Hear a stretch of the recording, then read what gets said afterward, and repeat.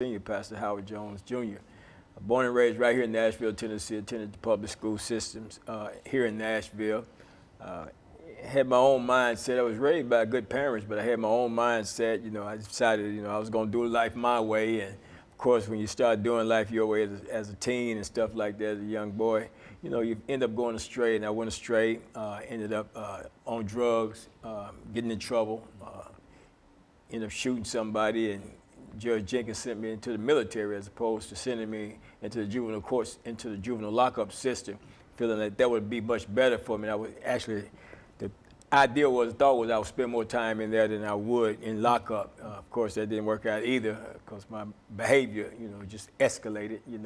The more I was exposed to other ideas and other thoughts and other cultures and different things like that. But got out of the military, attended OIC, got a GED, did some studies at Tennessee State University, wanted to become a fashion designer. But my heroin addiction got the best of me, and of course, my life started spiraling downward, ended up incarcerated in the state prison system for a number of years, and got released and back into my old behaviors. On August 24th, 1986, God divinely intervened in my life, stopped a 17-plus year drug addiction and a lifestyle of crime and crazy behavior, and called me into ministry. That's what I've been doing ever since. Mm-hmm. Ms. Hawkins, what about your background, education, some of the information? All right, my name is Tiffany Hawkins. I have a domestic violence nonprofit called V2V, From Victims to Victory. I was prompted to start it after coming out of domestic relationship for years. And the struggle going through it is really need an education for both the man and the woman coming through, because dealing with someone coming out of domestic violence is kind of like what we said earlier, it's like going to war. We kind of get shell-shocked. So, and my husband has a program called Dads Against Destruction, where he's working with restoring the men. So it's a family thing that needs to be done when making that change. Mm-hmm. Ms. Johnson? My name is Sparkle. I'm 34 years old. I am also a survivor of domestic violence. I've been a survivor for 3 years. I was in a 6-year domestic violence relationship. I now have my own nonprofit. I'm a graduate from Hillsborough High School, and I'm scheduled to start TSU in August as an undergrad. And just like Pastor said, I got in a lot of trouble and things of that nature, and I'm actually writing a book called Prison to Prison, where I'm telling my story about being in prison for being a suspect once, and then also being a victim and being mentally and abusively in prison. Mm-hmm. And so in a real sense, the three of you have a lot of information to give our audience concerning efforts to overcome domestic violence and some of the things that not only have impacted your lives, but more than likely impacted others as well, which is to say that when we get into these kinds of situations, not only does it have an impact upon us, but it also have an impact upon those around us. As a matter of fact, I think that is one thing that has come through quite clear, talking to the three of you, is that there are others outside of ourselves who are impacted by some of the things that we do. And so I'm delighted to have an opportunity to bring the three of you together so that we can talk about some of the issues of overcoming domestic violence. And so what we'll do is to take our first commercial break, and then we'll come back and we'll try to leave the audience with some information as to how people might be able to overcome domestic violence. And we'll be back with our audience following this very, very short commercial break.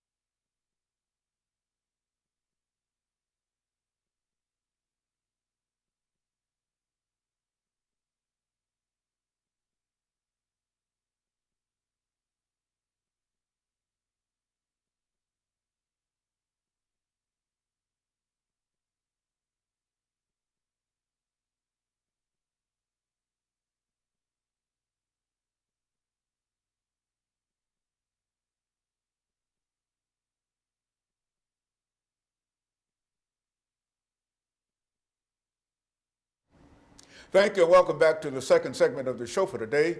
We're talking to Pastor Walker, Ms. Hawkins, and Ms. Johnson in reference to overcoming domestic violence.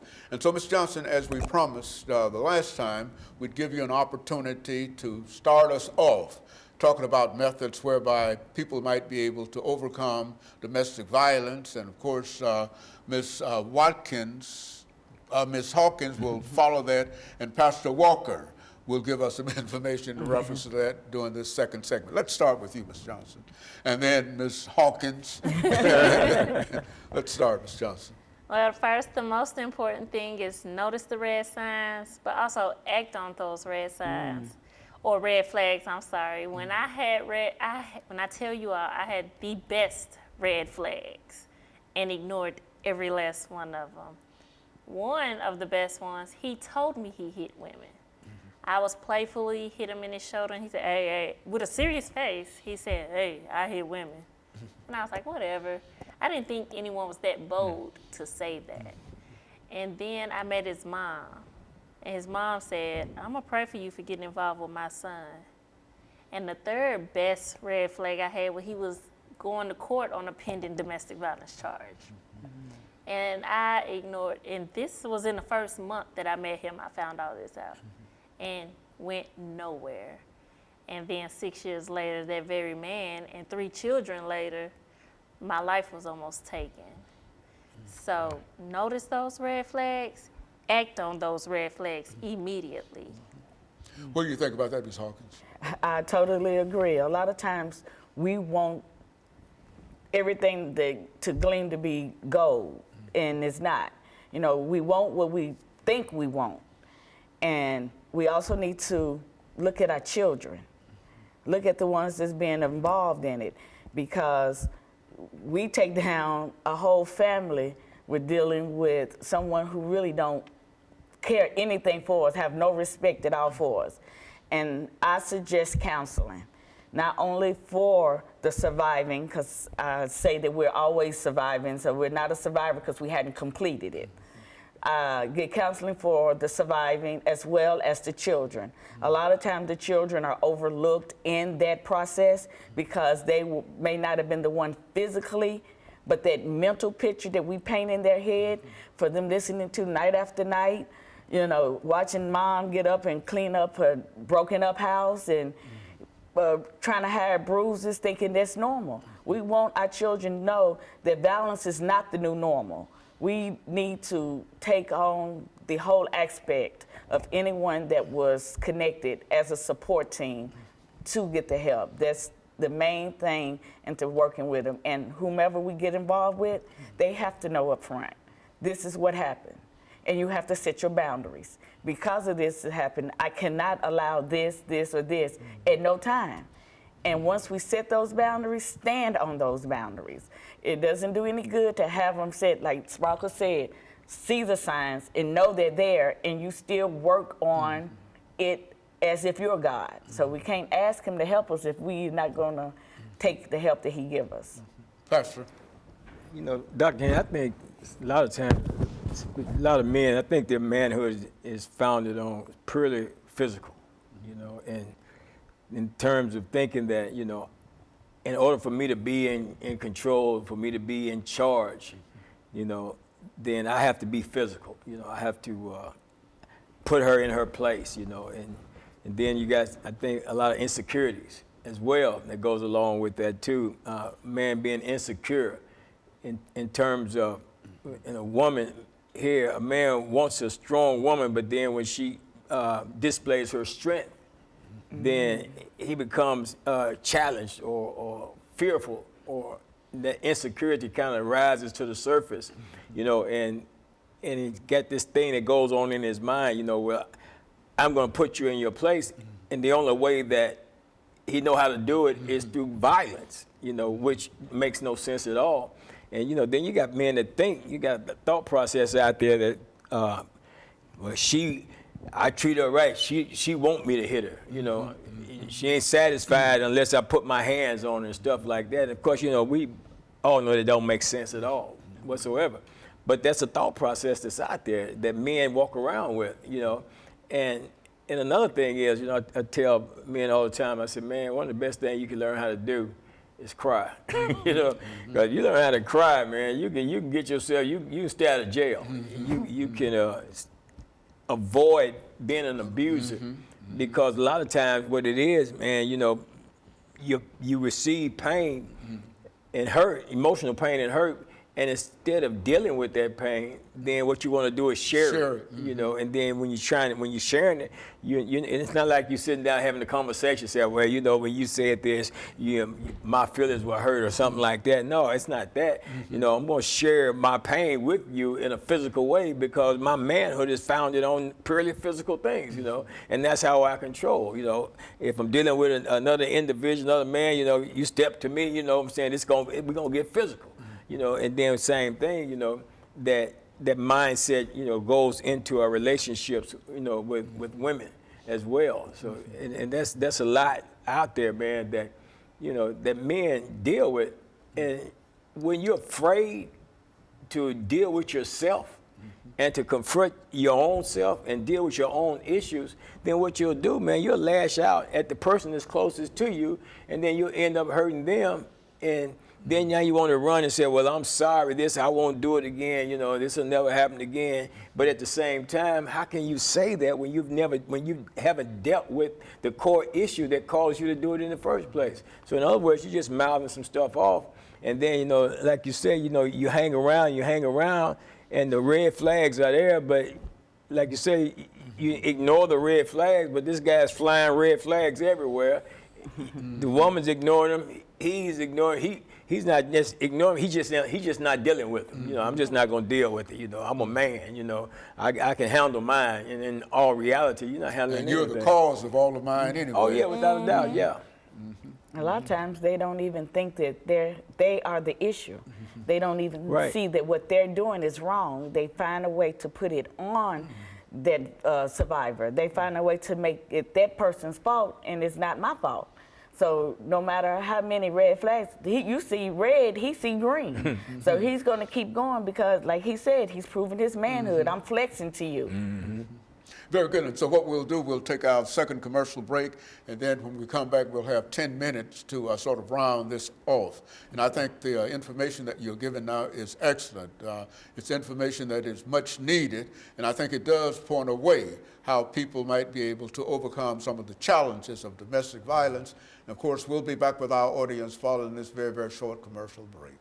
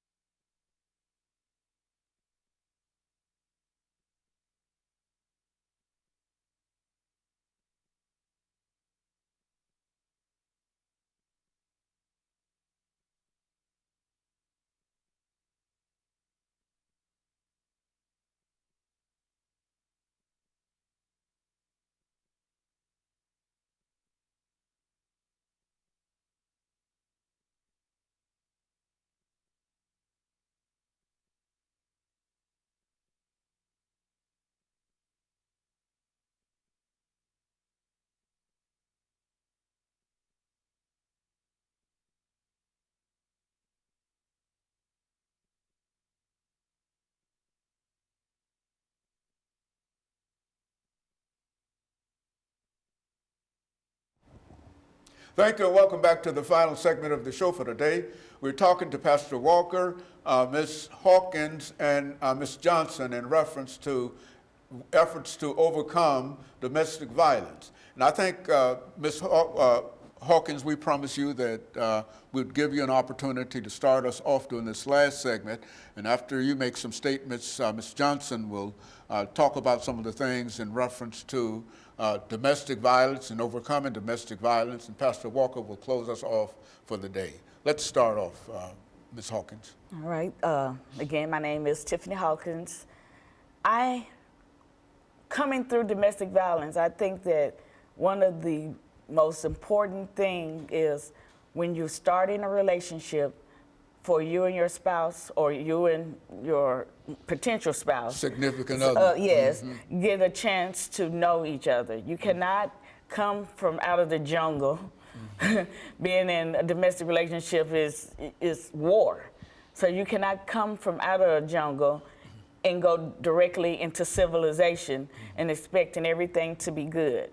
And for the person that's speaking with the person that you're talking with, they need to know you. You know, it's a hard thing out here to trust, to build trust again once you've been hurt, mentally and physically.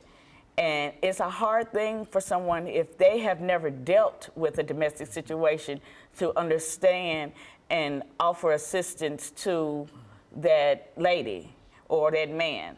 I feel that, like I said, they're getting counseling. The survivor should be getting counseling along with her children. But at some point, their potential need to get it as well, to know how to deal with that person. They need to learn the ways. They need to learn how important it is not to cross those boundaries, the monster that they create, because it puts that person immediately on defense. And once they've been on that fence for so long, there's no coming off of it. No matter how much love there, no matter how much good intentions are there, the hurt is just there, and the fear. And it's not that you're running from something, you're running to something. You're running to that safe place. And that's to be away from somewhere where I feel like I'm intimidated. You know, like I spoke earlier, my husband has a program called Dads Against Destruction, Restoring Fatherhood, would help, also help young men that's coming out of incarceration or just had a bad bout in life, help them find their ways, help them be the men in their household. So you would need a program or something like that that can help you cope with this person if you feel that you want to deal with it. It's not going to be something that's going to happen overnight, and your alpha male ego can't take precedence over those feelings, because every time it's just going to cause turmoil and an outrage and cause more confusion than need to be. So I really think that everyone should get to know that person before moving to the next relationship and actually calling it a relationship. That's right. Ms. Johnson?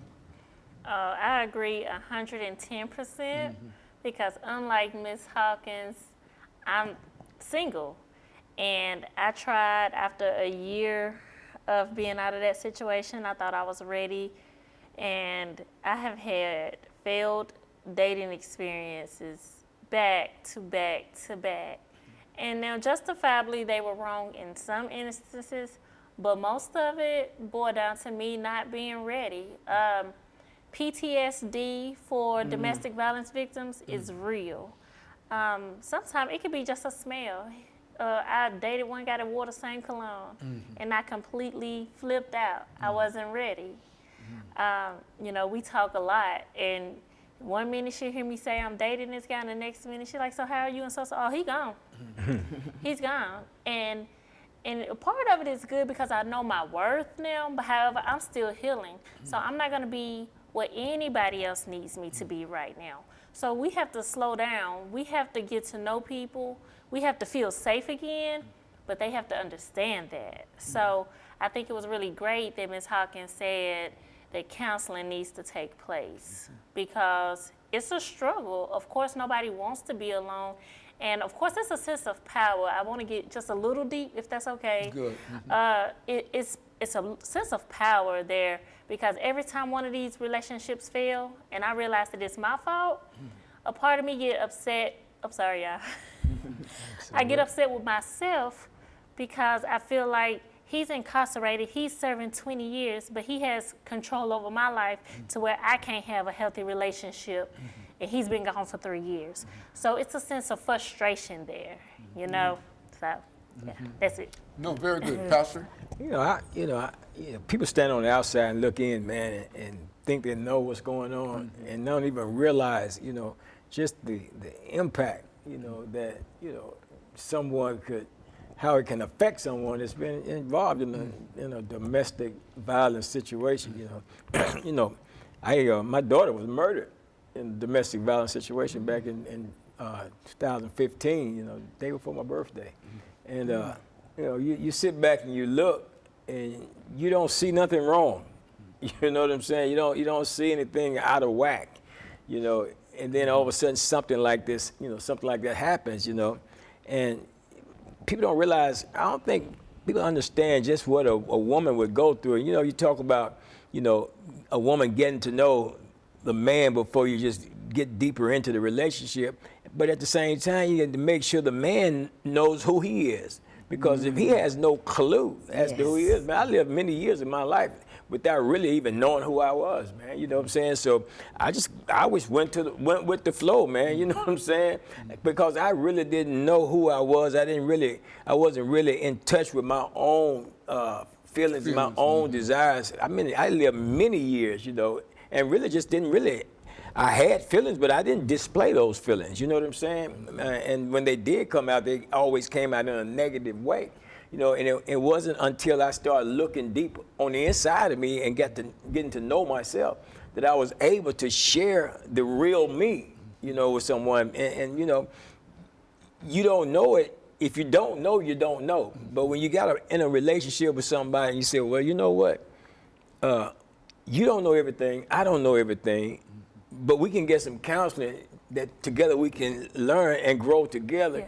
And then the person starts shying away from that. That's it, man. I believe right there, that's a red flag right there. Because what they're saying I think, and a man does that, I think that's what it's saying to the woman is that, look, I already know who I am. I don't need to, you go get you some counseling and stuff. But in reality, I'm insecure to the degree that I don't want to get open up and allow you to get that close to me. You know what I'm saying? But at the same time, I want to be in a relationship with you, but I don't want you to get that close. But I don't want to open up and let you get close to me. So, I mean, what is that really saying? But one thing is saying, I'm not committed to anything. You're going to be with me on my terms. If you can't be with me on my terms, then we just won't, it's just not going to happen. And so in a real sense, it always pays to talk about what's going on in a real sense. Absolutely. You have to. Communication. And that's why each of you keep talking about counseling. But you don't have to go to an official counselor. There ought to be somebody within all of our lives that we can talk to about these kinds of situations. Would that be?